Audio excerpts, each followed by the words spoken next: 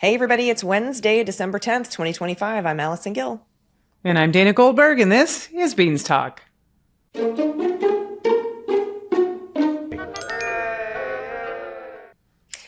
Okay, so I thought I would put Times Square in the background because my hotel room is like right where all those crazy...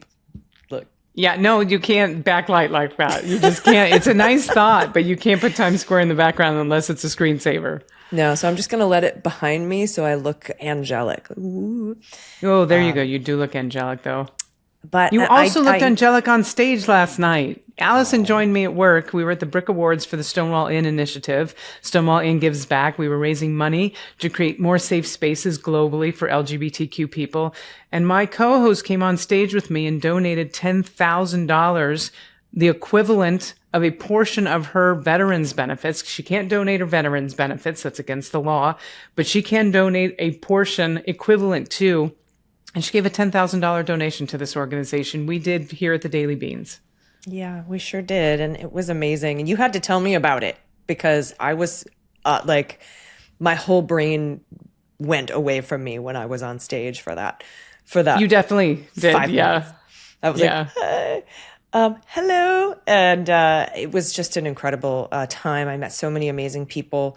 It was so wonderful to watch you do what you do and raise all that money for the safe spaces for the Stonewall Inn Gives Back initiative. But look at the lady in red right here. Look at how beautiful. I mean, I'm not going to be like, look how good I look. Look how beautiful Allison is in this red dress.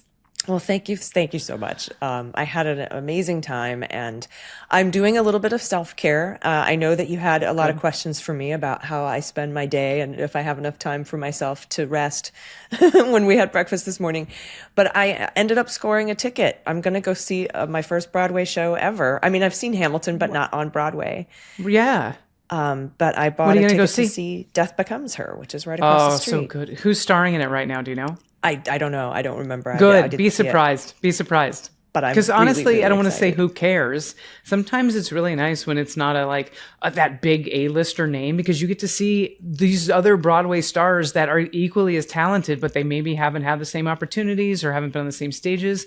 I love that you actually don't know who's leading. I can't wait to hear about it tomorrow on the Beans Talk. Yeah, no, I just walked past it on the way home from the awards last night, and I was like, oh, I wonder if there's any tickets. And there were. If you're just like by yourself, there's lots of opportunities to see Broadway shows because there really are. There's lots of just one seats. Like, here you go, single lady, cat lady, overeducated cat woman. We have a seat for you. I'm a single lady. Yep. We dance on the Beans Talk. Speaking of shitty dancers who don't know how to take care of their farmers, wasn't that a good transition? I think that was a Excellent. good transition. Totally Trump fits. in his little jack-off dance is having to bail out the farmers because he is screwing them with his tariffs, and all of a sudden he's that fireman who starts the fire and is like, let me fix this with our taxpayer money. He's not fixing this with tariff money because that tariff money wasn't coming in. Those are still our taxes. Mm-hmm. Yeah, and it's so frustrating for him to look at how great I am. I'm giving you $12 billion. I'm giving you a bailout. When it was his trade war, and the media is letting that slide, except for one headline that I found that was right. So, like, first of all, look at the Washington Post's garbage headline. It says Trump announces $11 billion tariff relief, $12 billion tariff relief for farmers. That's all it says. And then the Wall Street Journal says Trump unveils $12 billion bailout for farmers. That's it.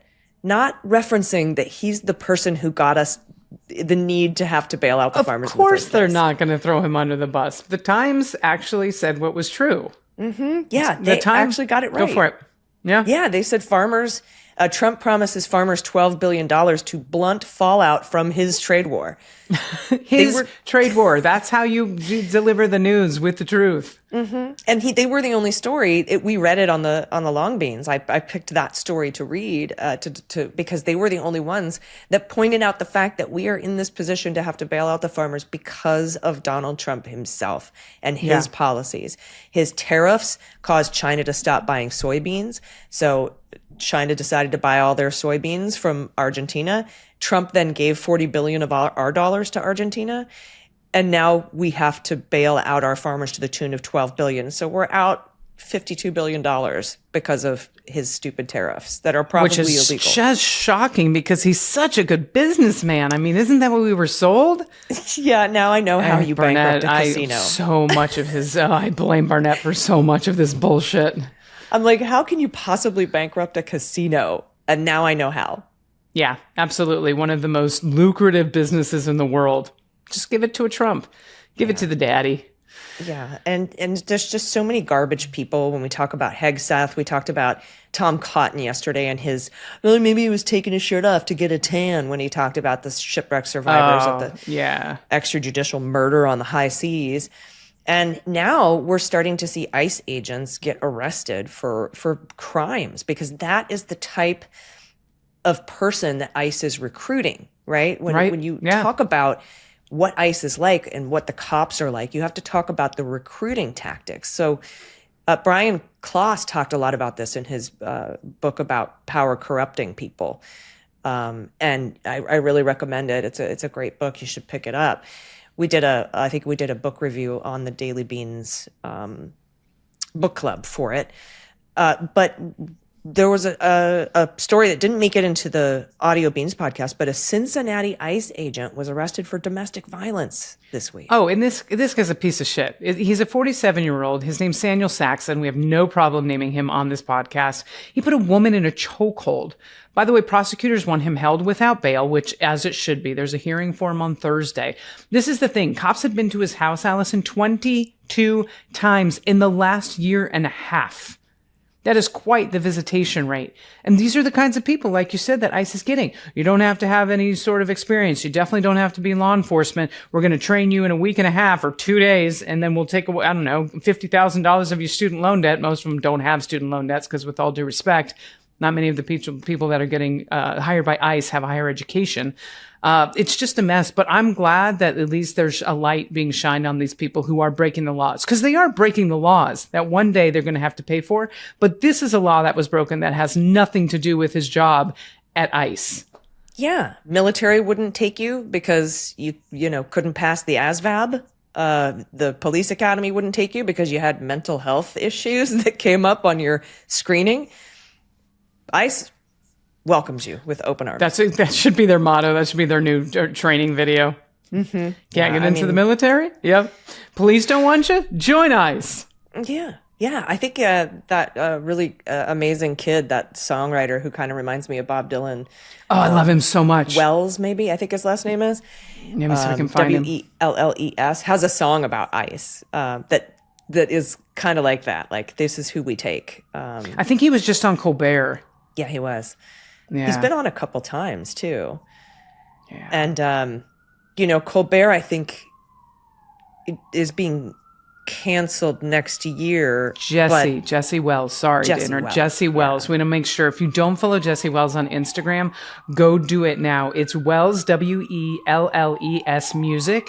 And as the police are coming for me, it's Wells Music, and you're going to love him. If you are listening to this podcast or watching this podcast, you're a fan of the Long Beans, the audio version, you're going to love Jesse Wells' music. He's insanely talented. Especially his song about ICE. Check it out. Especially people that are like, we don't have any protest songs for this generation. Yes, we do. Jesse's putting them out.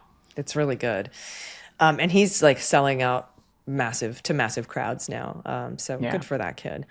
Good for him. But yeah, speaking of Colbert and Kimmel just signed a new contract. Yeah. And I'm glad he did. He's renewing his contract with Disney. And as we know right now, that's owned by ABC. He's going to continue to host Jimmy Kimmel Live. This is through May of 2027. I don't know what Colbert wants to do next year, but I think if he wants to keep his job when his contract is up this year, because they were canceling him, it's time to go to bat for Colbert. So if you're watching, Stephen, let us know, and we'll get this going. We've got good trouble on the show, and we'll get everyone behind this. I have no doubt. But I'm glad Jimmy Kimmel's getting renewed. This is what happens, people, when we make our money talk. When Jimmy Kimmel was pulled off the air with absolutely no notice, so many people across this country canceled their Disney Plus, canceled their Hulu. I think they lost upwards of $4 billion through this whole process. And that's what talks. And now that whole merger it fell apart. That whole thing fell apart because Netflix is buying what they wanted to merge with. Warner Brothers, yeah. With Warner Brothers. I'm telling you, money talks. That's all these people care about. Make sure you put your money, especially in these holidays that are coming up. Try and shop local. Try and shop small business. Take it away from these corporate giants that are not supporting DEI, that are not supporting what you believe to be important, what your morals and values, where they lie. Make sure you're putting your money where that counts, because I'm telling you, it speaks volumes.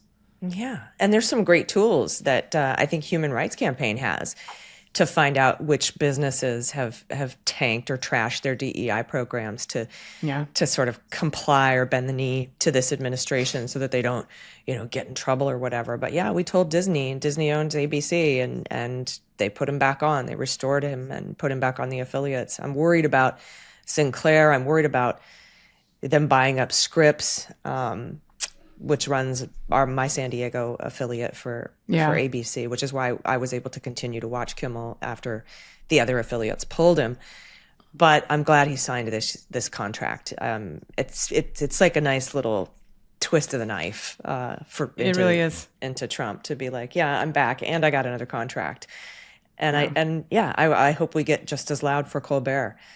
We need to get just as loud for anyone. I mean, it's so frustrating because I think back to like the female comics that were being quote unquote canceled long before Colbert and Kimmel. You've got the Kathy Griffins, you've got Rosie O'Donnell, you've got these other people that they basically took them out at the knees because they went after this administration or they went after the president. It's been going on for a long time. It is a symptom in a society of problems when they're starting to try and silence the comedians and the artists. They do it first in fascist regimes. They did it in Germany. There's probably other examples across this history of this world, but I'm telling you, when you try and silence the people who are actually reaching the masses, that's when you know we have a problem. And we've hit that a long time ago, but I'm telling you, the money is what they care about. Put your money in places. You can Google places. There are lists. If you're into the Google, you can Google LGBTQ small businesses to shop for the holidays, Black owned and operated businesses to shop for the holidays. You can find these minority communities that you want to support during the holidays instead of giving your money to Amazon or Target or those other places that aren't supporting what we believe in. So please do. Yep. And if you got to go to a big box store, Costco is the way to go. If you have a Costco near you, I know a lot of people don't and can't necessarily shop at Costco, but if you got to go to a big box store with some really, really good deals, that's where I would buy some of my bigger ticket items if they weren't available at a mom and pop shop near me.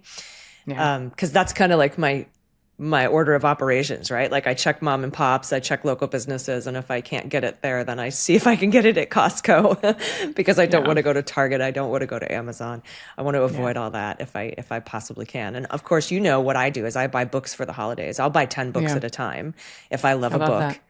That. And I'll just put them all in a closet like all year, and I get them from my local bookshops. I order them from my local bookshop. And I love that. And then I just grab all the books, I wrap them. I don't even tag them. I don't even put names on them. I don't even remember what's in them, under the paper. I just hand them out like candy at the holidays like this. That's how I like to do it.